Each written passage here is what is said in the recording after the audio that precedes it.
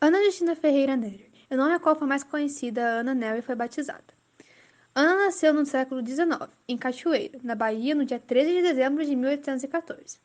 Ana Nery pertencia a uma família de patriotas legítimos, não havendo registros acerca da história de vida de seus pais, José Ferreira de Souza e Luísa Maria das Virgens. No entanto, seus 4 irmãos mereceram referências maiores na histologia oficial, considerando a posição exercida na sociedade na época. Manuel Jerônimo, tenente-coronel que comandou o 10º Batalhão de Voluntários na Pátria.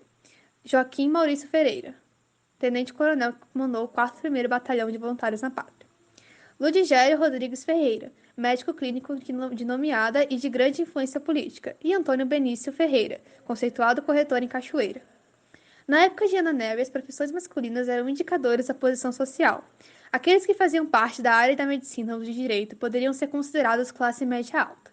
O homem definia o status da família. A mulher era vista apenas com uma finalidade de servir o homem, de cuidar do lar e de seus filhos. Ana Nery casou-se aos 23 anos, 1838, que apesar de atualmente ser considerada jovem em relação ao matrimônio, na época dela, essa idade era a idade limite para se casar.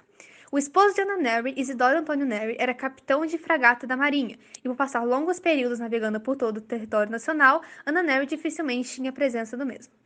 O casal teve 3 filhos, Justiniano de Castro Rebelou, Isidoro Antônio Nery e Pedro Antônio Nery, e em 1844, Isidoro Antônio Nery faleceu, aos 43 anos de idade, acometido por súbita enfermidade.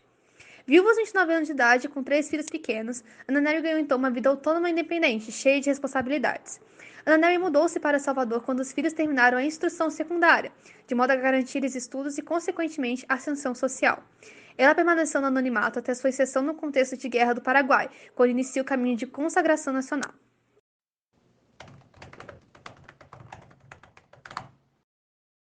Focados em estabelecimentos de ensino superior, todos os filhos de Ana Nery seguiram o serviço militar. Justiniano e Isidoro Antônio dedicaram-se à medicina, enquanto que o filho mais novo, Pedro Antônio, dedicou-se à carreira militar. Era cadete aluno da Escola Militar do Rio de Janeiro. Com a entrada do Brasil na Tríplice Aliança, juntamente com o Uruguai e a Argentina em 1865, Ana Nery, aos 51 anos, viu seus filhos irem para a guerra contra o Paraguai. Em uma carta destinada ao presidente da província da Bahia, Manuel Pinto de Souza Dantas, validada em 8 de agosto de 1865, ofereceu-se para servir aos feridos de guerra.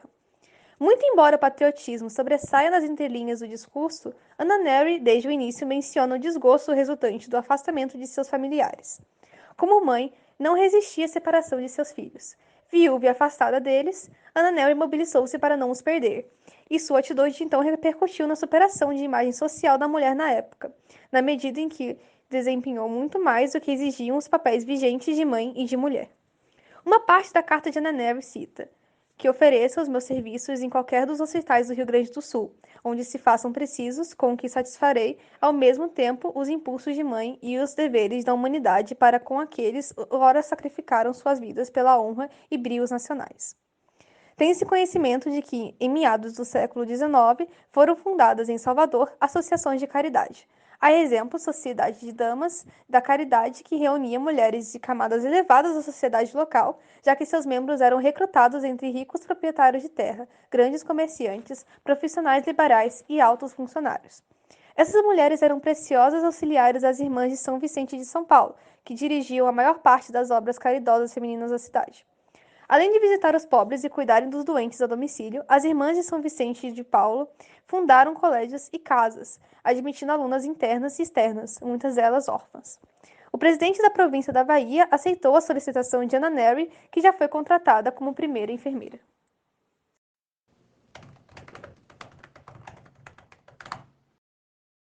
5 dias depois, no dia 13 de agosto de 1865, embarcou Ana Nery para os campos de batalha, onde sua atuação parece ter sido primorosa, porém, a ausência de registros fundamentados sobre a sua participação na guerra. O destino dela seria as cidades paraguaias mais próximas à contenda.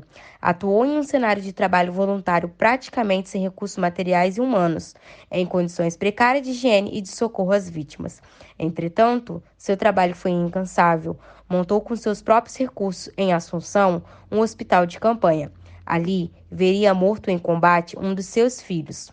A perda de seu filho, entretanto, não abalou o acolhimento generoso aos feridos, o que lhe rendeu o apelido de Mãe dos Brasileiros, como era carinhosamente chamada nos hospitais por onde passou em Salto, Corrientes, Assunção e Humaitá.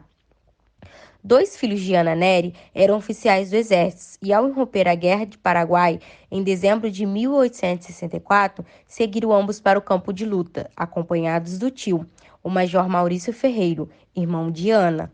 Ana requereu, então, ao presidente da província da Bahia, o conselheiro Manuel de Pinho Souza Dantas, que lhe fosse facultado acompanhar os filhos e o irmão durante os combates, ou que, ao menos, ela pudesse prestar serviço nos hospitais do Rio Grande do Sul.